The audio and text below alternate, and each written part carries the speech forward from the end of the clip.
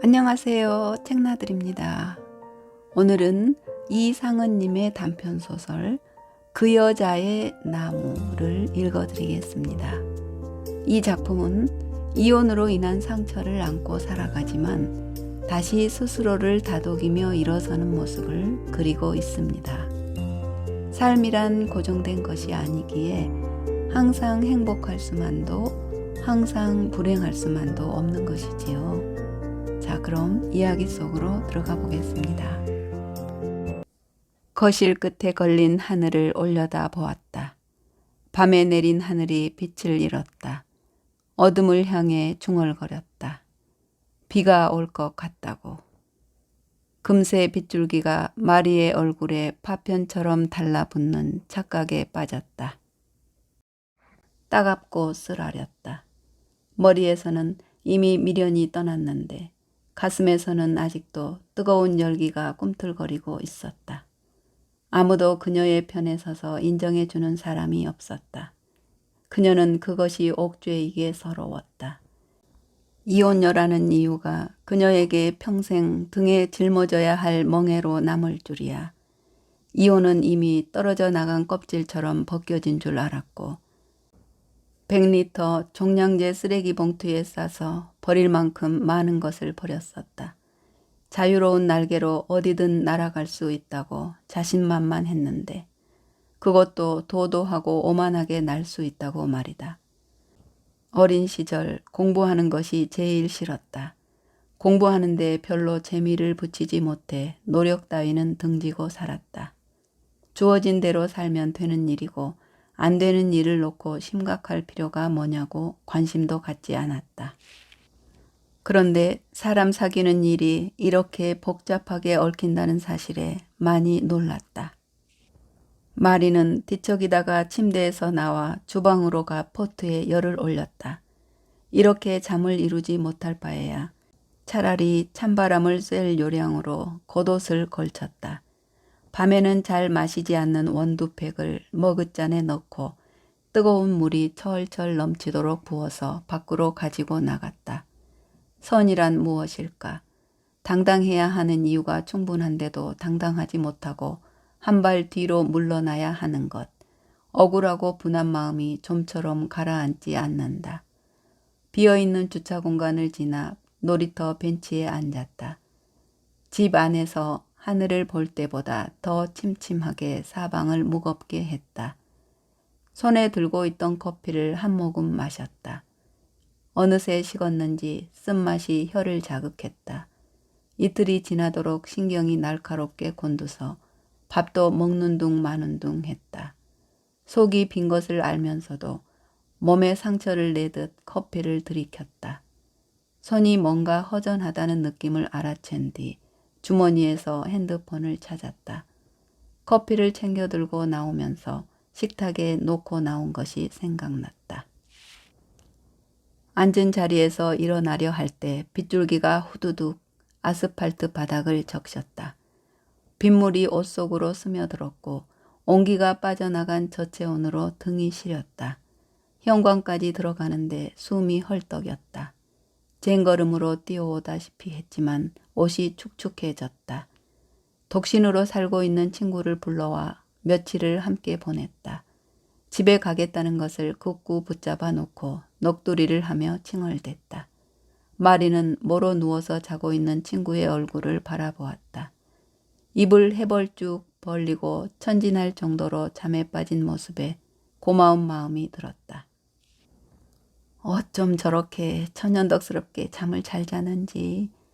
잠자는 친구를 흔들어 깨웠다. 야, 결혼할 생각은 안 하냐? 불안한 마음이 든 마리가 친구에게 생뚱맞게 건넸다. 뭐야, 자는 사람 깨워놓고.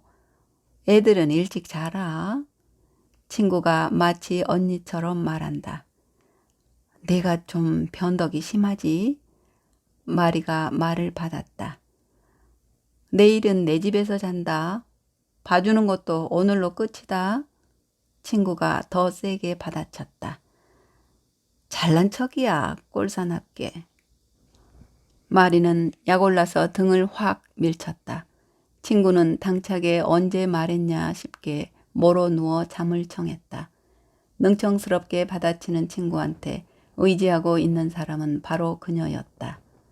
투박하게 겉으론 말을 그렇게 하지만 의지할 수 있는 친구여서 진정으로 고마웠다. 그러나 예측할 수 없는 미래의 불안을 떨칠 수 없었다. 그래서 슬쩍 친구에게 밀어놓고 싶었다. 거기다 무거운 짐도 곁들여서 말이다. 그렇지만 불안한 마음을 계속 밀어놓을 수는 없는 일이었다. 현실은 가슴속에서 섞이지 않는 돌처럼 부대끼며 맴돌았다. 아빠로부터 남편을 소개받아 결혼 생활이 시작되었다. 거래처에서 잘 알고 지낸 동료의 아들이었다.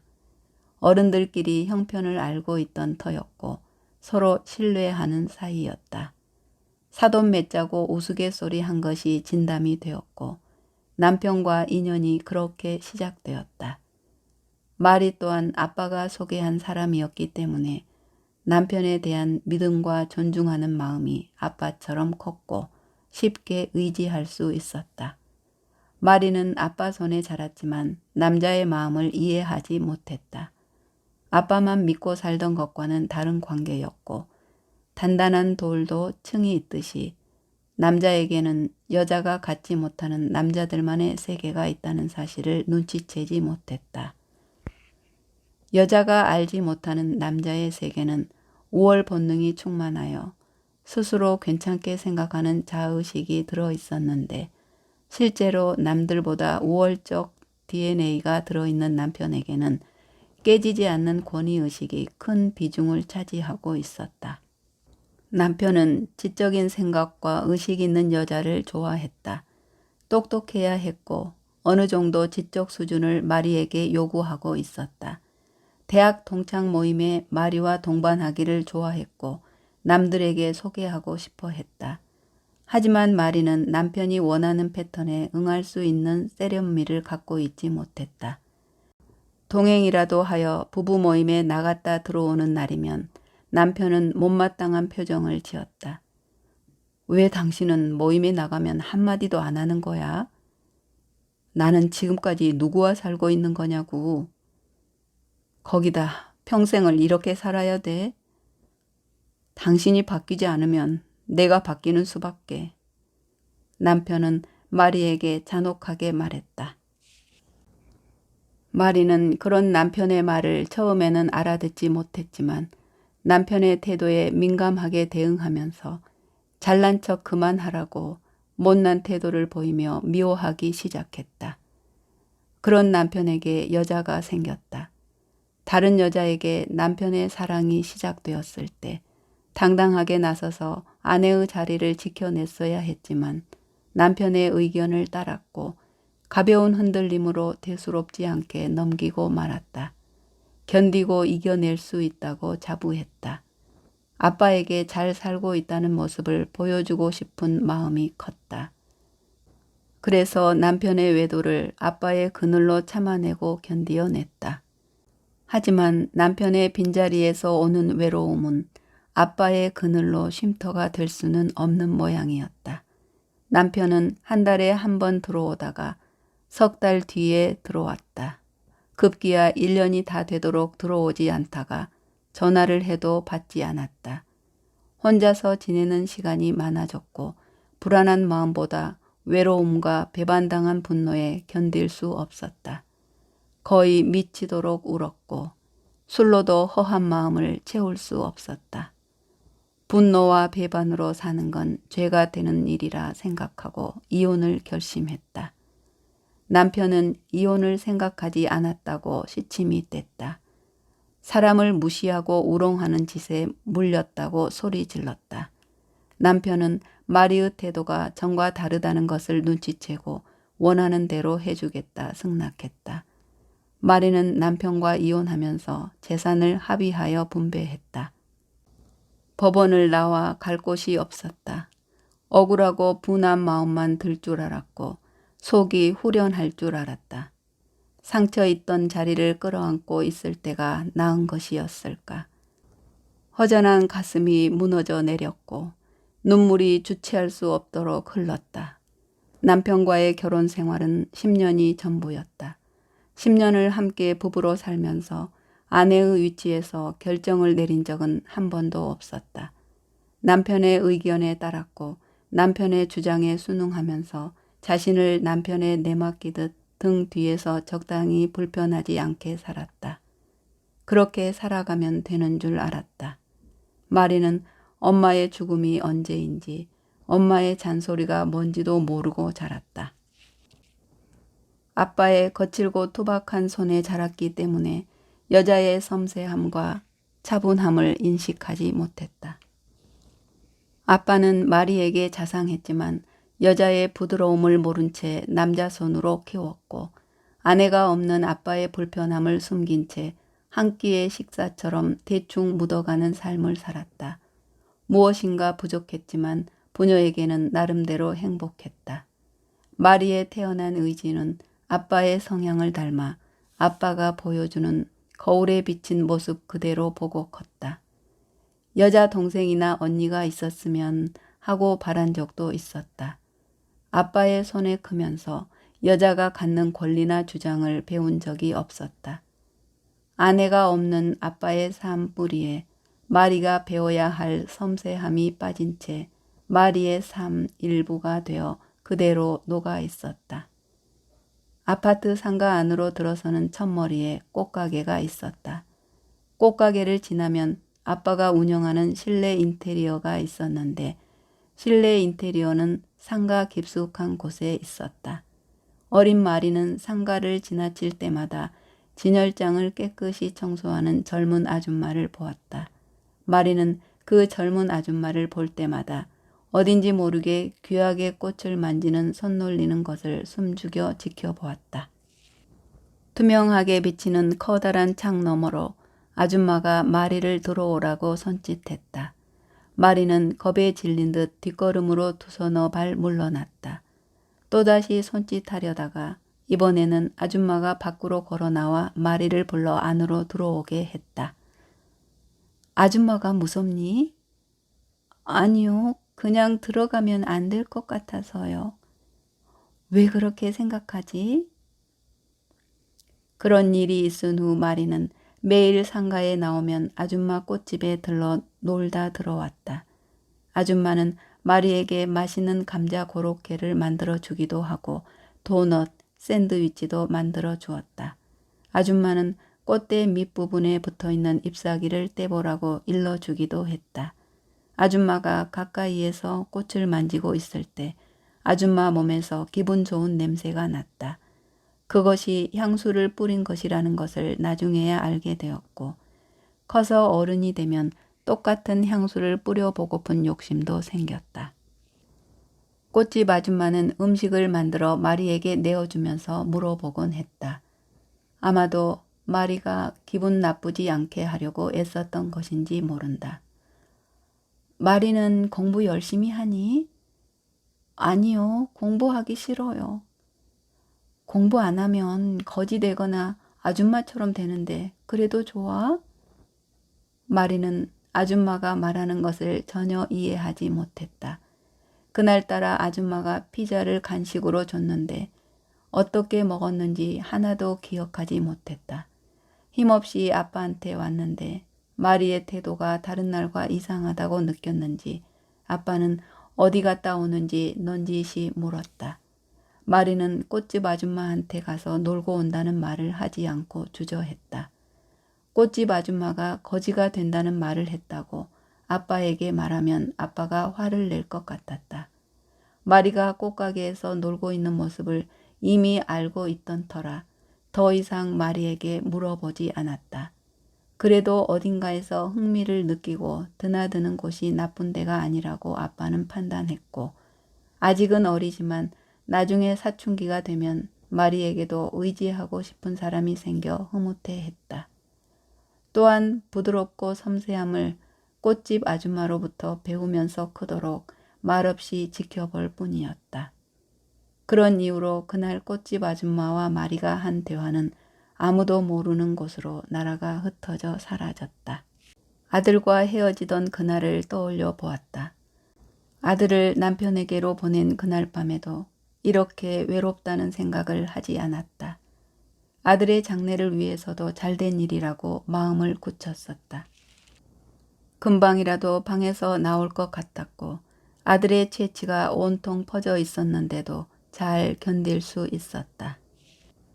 오히려 견디려 노력했고 애써 잊으려 술을 마셨다. 시간이 지나고 무디어져 가는 심장에 가끔씩 아들의 숨소리가 들리곤 했다. 그럴 때면 칼로 에이듯 쓰라린 마음이 들어 독하게 술에 의지했다.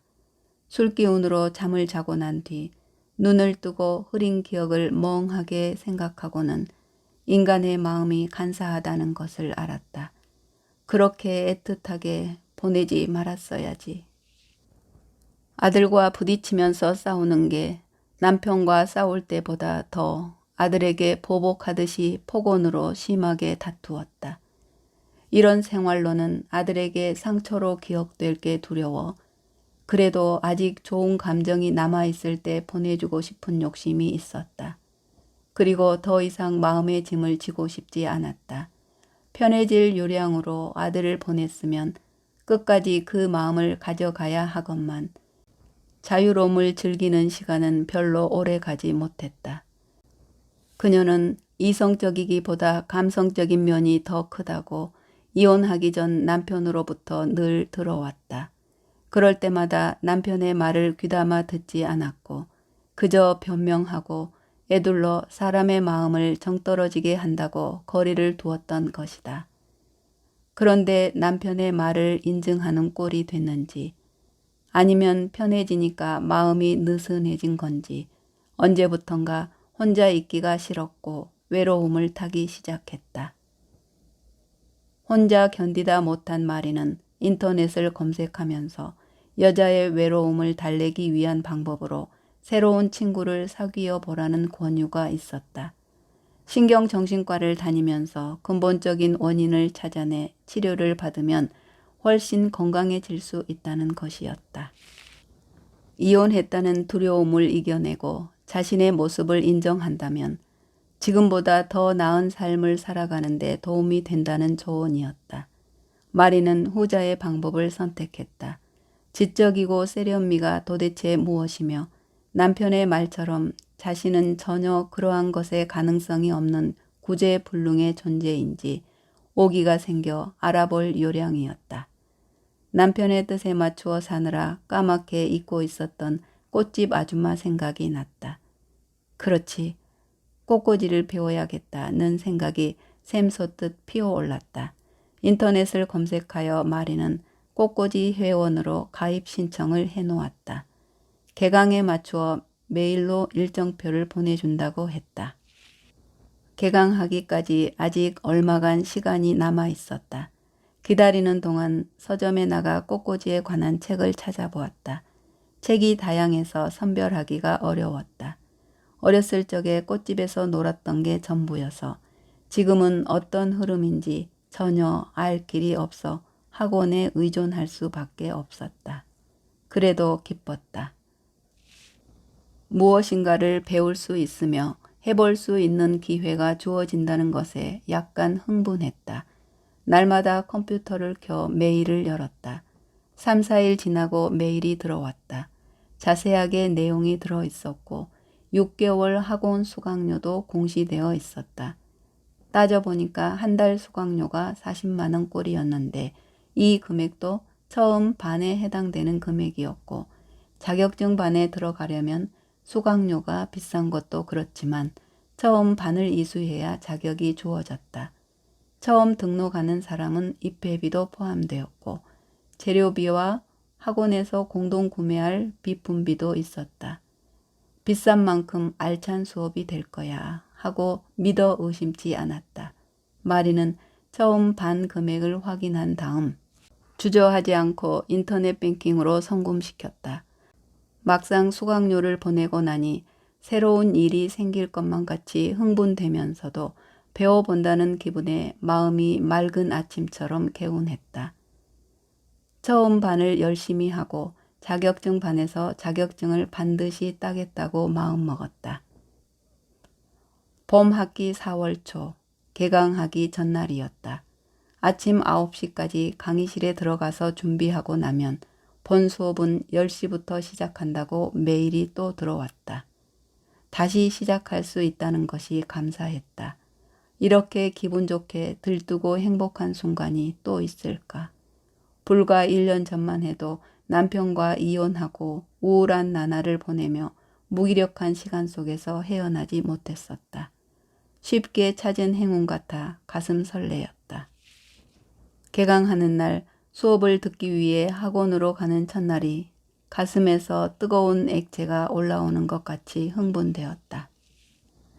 오늘 여러분을 만날 수 있어서 행복합니다.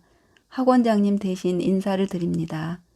그리고 오늘은 첫날이니 회원 여러분도 이름을 소개하는 시간을 갖겠습니다. 부원장의 간단한 인사 소개가 있은 뒤 회원 간 서로 인사를 나누며 침묵을 다졌다. 왁자지껄하고 소란스럽게 인사하는 회원도 있어 웃음을 자아냈다. 부원장은 웃음을 아끼면서 인상이 차분하고 냉정한 모습으로 매사에 빈틈이 없어 보였다. 말이 차례가 되었다. 무엇인가를 해보려고 한 적이 없습니다. 처음으로 배워보겠다고 등록한 게 전부입니다. 그렇지만 열심히 해서 플로리스트가 되고 싶다는 생각을 지금 막 했습니다. 가능할지 모르지만요. 여기까지 말하고 심장이 떨려 그만 의자에 털썩 주저앉았다.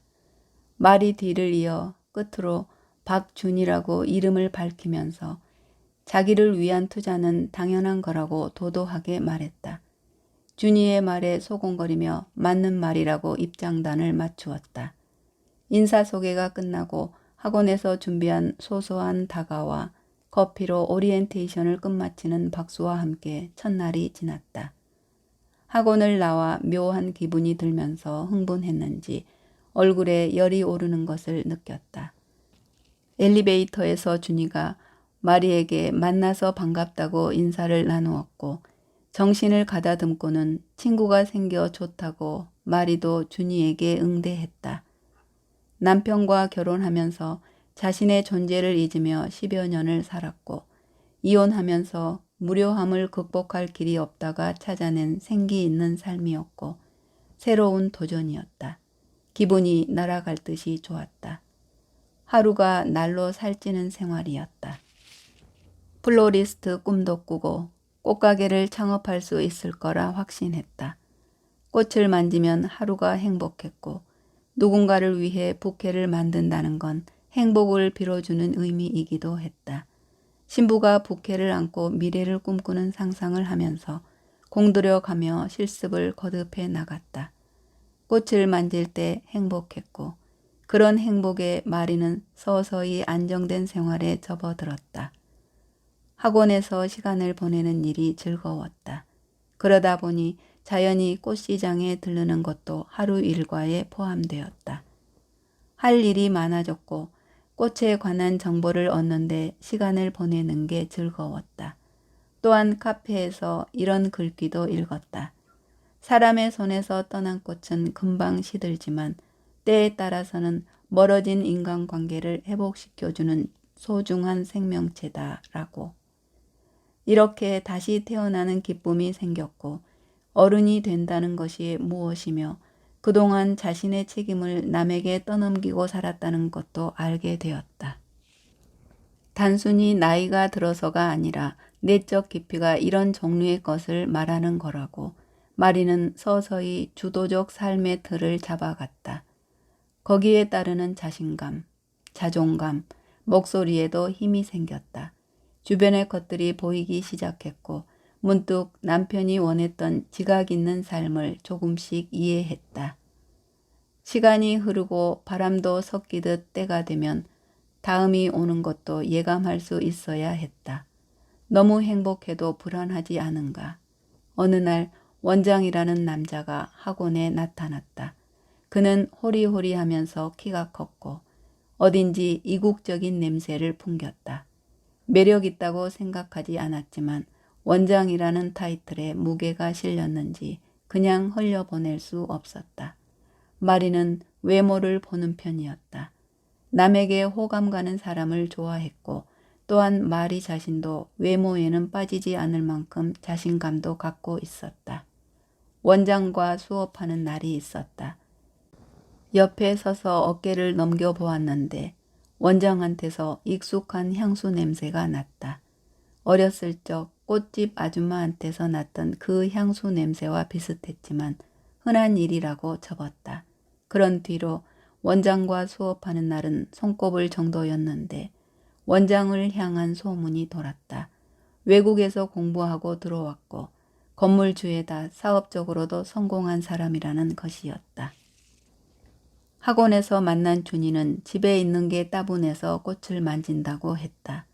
준이의 남편은 피부과 전문이어서 잦은 모임과 환자의 상담으로 귀가 시간이 일정치 않다고 했다. 그런 준이였기 때문에 무료한 시간을 어딘가에 몰입하고 싶은 마음이 더 크다고 말했다. 준이는 하는 듯 안 하는 듯 말을 아끼며 깍쟁이처럼 굴었다. 마리는 눈치로 준이의 속내를 알아챘다. 부부 생활을 이미 겪고 난 후라 웬만한 부부관계는 말을 하지 않아도 알게 되는 일이었다. 준이는 남편이 있어도 없는 것 같은 부재에 대한 불만을 갖고 있었다. 남편의 빈자리를 다른 곳으로 채우고 있다는 사실을 감지할 따름이었다. 경제적 풍요가 사람을 얼마나 윤택하게 하는지 모르는 준이가 한심하게 느껴졌지만 표현하지 않았다. 수업이 끝나고 남은 꽃 재료를 챙기고 있는데 준이가 저녁 먹고 들어가자고 하는 바람에 거절할 수 없었다. 집에 들어가서도 딱히 할 일이 없었으므로 동의했다. 준이가 파스타를 먹고 싶다고 해서 이탈리안 정통 피자집으로 들어갔다. 식당에서 저녁 식사를 하면서 원장 이야기가 자연스럽게 나왔고 준이의 입에서 원장의 스토리를 들을 수 있었다. 준이는 남편보다 원장한테 마음을 두고 있었다. 준이의 이중성에 놀랐지만 전혀 내색하지 않고 이야기를 들었다. 원장과 준이의 남편은 대학 때부터 알고 지낸 사이였다. 준이도 남편을 통해 원장을 알고 있었지만 마치 원장에 대한 모든 프로파일을 갖고 있는 것처럼 허세를 부렸다. 준이 부부는 원장과 저녁 식사를 하며 시간을 보냈고 종종 여름 휴가 때 2주일씩 해외여행을 나갔다 온 적도 있었고 원장이 유럽에서 공부하면서 알게 된 지리적 정보를 이용하여 곳곳의 명소를 골고루 여행했다고 말했다. 수업이 끝나면 마리가 준이의 의중을 물어 저녁 식사를 하자고 제안하거나 아니면 수업 도중에도 준이 쪽에서 저녁을 먹자고 문자를 보내오기도 했다. 둘 사이는 빠르게 가까워졌고 밥을 먹으면서 준이가 먼저 남편의 무관심을 심판대에 올려놓고 흥분하면서 열을 올렸다. 마리는 준이의 불만을 들어주면서 호응해 줄 뿐 개입하지 않고 거리를 두었다. 원장을 이리 오라고 해서 같이 만날까? 준이가 먼저 마리에게 제안했다. 원장이 우리랑 시간을? 마리가 준이에게 가능한 일이냐고 손짓했다. 나만 믿어. 준이는 별 문제 없다고 눈을 찡긋했다. 이어 준이는 원장에게 전화를 걸었다. 원장이 전화를 받지 않자 준이는 문자를 넣고 다소 흥분한 듯 표정을 지으며 와인을 글라스에 반쯤 따라 들이켰다. 식사가 끝나갈 무렵 원장이 두 사람이 먹고 있는 식탁으로 왔다.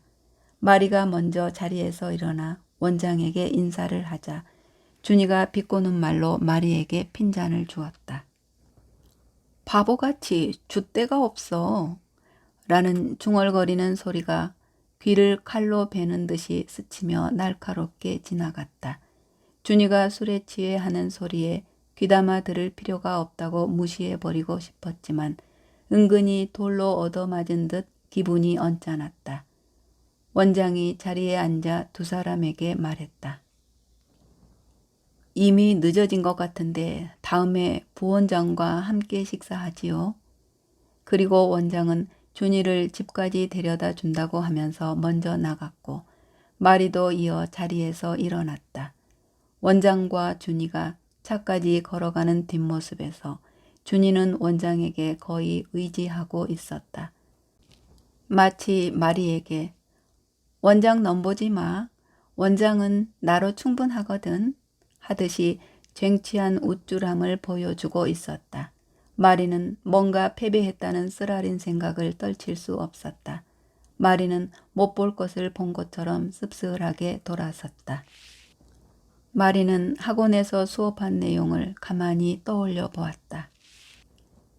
꽃을 꽂을 때 마음에 따라 달라질 수 있습니다. 그러니 항상 경건한 마음의 자세가 중요하며 꽃을 애써 만지는 것도 중요하지만 산자와 죽은 자, 같은 꽃이라도 받는 사람이 누구냐에 따라 그 의미가 확연히 달라질 것입니다. 항상 마음을 깨끗이 하고 꽃을 대할 때 순수한 마음으로 임하는 것이 좋을 것입니다. 비록 한 송이 작은 꽃이지만 그 소리는 웅장하여 생명력이 아주 멀리 나가고 사람의 마음을 정화시키는 힘이 있음을 배우도록 합시다. 부원장은 항상 본 수업이 들어가기 전에 약 5분 정도 꽃에 대한 기본 예의를 말했다. 마리는 곰곰이 어릴 적 꽃집 아줌마가 한 말이 생각났다. 공부를 안 하면 거지가 된다고 한 말은 알 것도 같은데 아줌마처럼 된다고 한 말은 지금에 이르러서도 이해가 되지 않았다. 그때는 왜 아줌마처럼 되느냐고 물어볼 수도 없었다.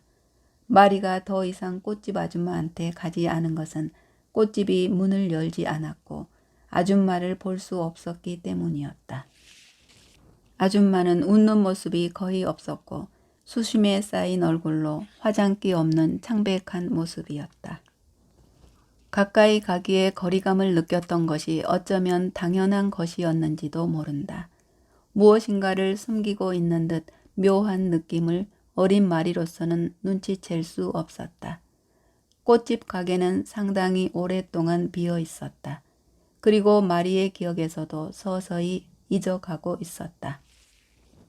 석 달이 넘게 비어 있던 꽃집 가게에서 선물 가게로 바뀌었다. 선물 가게로 바뀌었지만 마리는 그 가게에 들어가지 않았고 일부러 돌아서 집으로 오곤 했다. 그리고 아빠도 실내 인테리어를 운영하지 않고 일자리를 다른 곳으로 옮기게 되었다. 그러고 보니 아빠가 왜 실내 인테리어를 그만두고 다른 곳으로 옮기게 되었는지 이상한 생각이 들었다. 그때쯤이었을까? 아빠가 술을 걷지도 못하게 마시고 들어온 날이 있었다. 입에서 술 냄새가 심각할 정도로 역겨웠다. 마리는 이렇게까지 술을 마시는 아빠를 본 적이 없었다. 며칠째 술을 이기지 못하던 아빠가 자리에서 일어나 거실에 나오며 마리를 불렀다. 꽃집 아줌마가 가게를 그만둔다. 아줌마가 다른 데로 가요?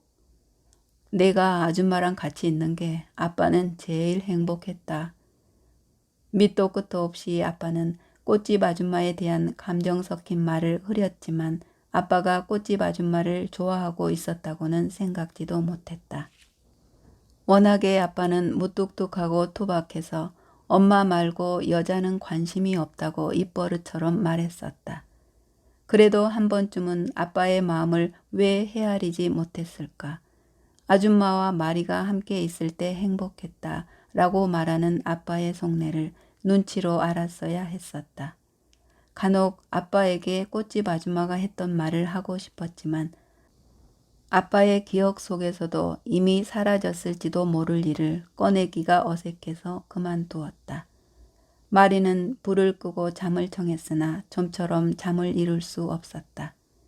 준이의 투정 섞인 시샘 때문인지 원장과의 만남 때문인지 이 말 저 말 헷갈리고 꽃집 아줌마가 한 말의 의미가 무엇인지 머리가 더 복잡해져 졸음기가 싹 가셨다. 컴퓨터를 켜고 꽃말 모음이 들어있는 곳을 찾아 검색해 보았다. 꽃에 관한 지식을 얻을 요량이었다. 월별을 따라 내려가다가 9월 탄생 꽃들 중에서 떡갈나무에 대한 꽃말이 적혀 있는 것에 멈추었다. 떡갈나무의 꽃말은 사랑은 영원히 라고 적혀 있었다. 더하여 떡갈나무는 영어 철자로 OAK 적혀 있어 우리말로 해석하면 참나무로 번역하는 게 옳다고 적혀 있었다. 그러니까 참나무의 꽃말은 사랑은 영원히 라는 것으로 머리에 새로운 지식이 하나 더 생긴 셈이었다. 마리는 참나무에 대한 정보를 자세히 찾아보니 우리나라에서 자라고 있다는 내용도 있었다. 소홀히 여겼던 참나무의 진실을 알았다는데 희열을 느꼈다. 새로운 지식을 알아가는 게 이런 거구나 하면서 공부를 하지 않으면 거지 된다는 말을 알아들었다. 꽃집 엄마가 엄마였으면 좋았을걸. 더 가까이 다가가지 못한 게 못내 아쉬움으로 남았다. 그런데 왜 아줌마는 공부를 안 하는 것이 아줌마처럼 되는 것이라 말했을까? 다시 궁금해지면서 뒤척이다 새벽녘에야 조금 눈을 붙일 수 있었다. 수업이 없는 토요일 오후에 화훼단지에 들러 시장 구경을 하면서 한 바퀴 돌았다. 시장 안에는 사람들이 제법 붐볐다. 도매 상인들이 꽃들을 상자로 파는 모습도 눈에 띄었다. 상인들끼리 하는 소리도 들렸다. 봄가문이 길어 작물이 못 자란다고 난리라는데 꽃값이 비싸면 우리도 손해지. 봄이 되면 일주일에 한 번은 비가 와야 작물들이 자란다고 걱정을 늘어놓았다. 마리는 상인들이 하는 소리를 귀담아 듣지 않고 꽃만 들여다보았다. 꽃들이 상품으로 평가받고 있는 모습과 플로리스트의 손에서 재탄생한 모습과는 전혀 다른 이미지를 갖고 있었다. 작품으로 꽂혀진 꽃은 주인의 품에서 한껏 자기 자랑을 뽐내고 있었다. 꽃집 아줌마가 꽃을 만졌을 때 그 분위기에 압도되는 것이 바로 이런 느낌일까. 마리는 시장을 빠져나와 집으로 돌아오던 중 문자가 들어오는 소리를 들어 핸드폰을 열었다. 준이한테서 들어온 문자였다. 남편이 원장하고 같이 있대. 시간이 괜찮은지 물어보래. 학원 2층 한정식 시원으로 오라네. 마리는 답장을 하려다 말고 전화를 걸었다. 그렇잖아도 얻어먹은 것을 갚아야 할 기회를 보고 있던 터였다. 밖에 나와 있어. 그리로 갈게. 마리와 준이는 나란히 시원으로 들어갔다. 원장과 준이의 남편은 꽤 오랜 시간 머물렀는지 준이의 남편은 취해 있었다. 마리와 준이를 위한 저녁 식사가 다시 세팅이 되었고 네 사람은 자연스럽게 식사하며 담소를 나누었다. 준이의 남편은 이미 만취가 된 상태라 더 이상 머무를 수 없었다. 원장이 준이한테 남편을 데리고 집으로 가라는 눈치를 주었다. 모처럼 얻은 좋은 분위기를 아쉬워하며 준이는 남편과 자리를 떴고 마리와 원장만 남게 된 두 사람도 정통 피자집으로 다시 자리를 옮겼다. 원하지 않게 만들어진 자리가 아닐까 마리가 불편한 듯 어정쩡한 자세를 보이자 원장은 원치 않으면 일어나도 된다고 말했다. 그렇게 말하는 원장한테 기분이 언짢은 듯 했지만 감정을 누르고 표정을 가다듬었다. 원장이 에스프레소를, 마리는 피자와 음료수를 주문했다. 마리 씨가 왠지 낯설지 않습니다. 저는 초면입니다. 그리고 기억에도 전혀 없고요. 이야기는 겉돌듯 하다가 원장이 화제를 돌려 유럽에서 공부를 하면서 친구를 사귀는 일, 말이 통하지 않아 소매치기 당한 일, 돈이 떨어져 토스트를 하루에 반쪽으로 공복을 채우던 일 등등 천천히 서두르지 않고 말했다. 마리는 그런 모습이 처음에는 답답하게 들렸는데 차차 익숙하다는 생각이 들었다. 저렇게 말했던 사람이 꽃집 아줌마였던가. 아버지는 서양화를 전공하여 파리에서 머물고 있었고 엄마는 꽃을 공부할 목적으로 네덜란드에 왔는데 갑자기 에펠탑이 보고 싶어 파리에 왔다가 아빠를 만났다고 합니다. 두 사람은 외로운 타향에서 서로 의지하며 사랑에 빠지게 됐고요. 거기에서 제가 태어났고 8살이 될 때까지 행복하게 살았지요. 이슬람 교도의 테러가 있던 곳에 아버지도 폭격으로 심하게 화상을 입었고 병원으로 후송했지만 이미 전신으로 번져 돌아가셨습니다. 아빠의 죽음으로 엄마는 상당히 우울증에 시달리게 되었고 저는 엄마를 따라 한국으로 들어오게 되었습니다. 외할아버지는 엄마의 우울증을 치료하고 재혼시키려 했지만 엄마는 할아버지의 의중을 알고 집을 나가 종적을 감추고 말았습니다. 다행히 저는 외할아버지의 경제적인 도움으로 다시 외국에 나가 천연 향수에 대한 공부를 했고 엄마는 제가 만든 향수를 즐겨 쓰셨지요. 한국에서 준희 씨 남편이 유일한 친구입니다. 겉으로 화려해 보여도 실상 아는 사람이 없고 그래서 외로움도 많이 타는 편입니다. 글쎄요, 남자와 여자가 친구로 남을 수 있을까요? 친구 안 해도 됩니다. 하루, 오늘로서만 충분하면 됩니다. 원장의 툭 던지는 말에 놀라면서도 속마음을 들킨 것 같아 창피하기도 했다. 원장은 마리에게 동료 정도로만 생각하고 있었다. 마리는 먼저 속단한 자신이 부끄러웠다. 혼자만의 감정으로 부풀었던 기대감이 무너져 내리면서 자리를 뜨고 싶다는 생각이 앞섰다. 그만 일어나겠습니다. 오늘로써 충분합니다. 그렇게 말을 되받아치고 마리는 피자집에서 나왔다. 뒤도 돌아보지 않고 지하철을 타기 위해 계단을 내려갔다. 서로에게 어느 모습도 보이지 않은 채 아쉬움도 다시 볼 일이 없을 것 같이 헤어졌다. 사랑을 시작하지 않아서 다행이라고 위안하면서 마리는 지하철에서 내려 통로 밖으로 나와 집으로 들어가면서 아빠에게 전화를 걸었다. 전화 신호음이 한참 흘러도 좀처럼 받지 않았다. 시간을 보니 막 9시를 넘기고 있었다. 마리는 집으로 가던 길을 돌려 택시를 잡았다. 택시 기사에게 가는 목적지를 알려주고 아빠에게 계속 전화를 걸었다. 받을 때까지. 아빠가 사는 아파트 입구에서 내려서 보니 옛날의 모습 그대로 상가가 있었다. 꽃집이 있던 자리가 선물가게에서 빵집으로 바뀌어 있었다.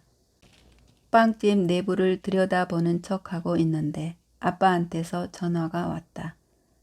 마리아, 전화했냐? 전화도 안 받고 아빠, 꽃집이 지금 빵집으로 바뀌었네. 이리로 오실 수 있겠어요?